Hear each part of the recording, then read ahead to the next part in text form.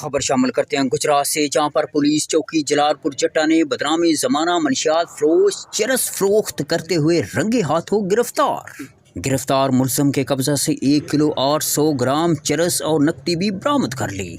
DPO Gujarat से ये तौसीफ हैदर की हदायत पर डीएसपी सदर सर्कल गुजरात सईद अहमद की जेर निगरानी SHO थाना सिटी जलालपुर जट्टा अदनान शहजाद के हुक्म पर इंचार्ज चौकी सिटी जलालपुर जट्टा ASI राना इश्तियाक अहमद ने कार्रवाई करके बदनामी जमाना मंशियात फरोश मोहम्मद सलीम को गिरफ्तार करके उसके कब्जा से 1 किलो 800 ग्राम चरस और 2600 रुपये नकदी बरामद कर ली।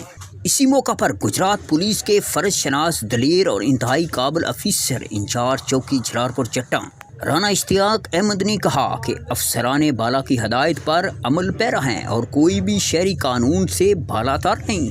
जराइम पेशा अफराद के खिलाफ कानूनी कार्रवाई जारी रहेगी।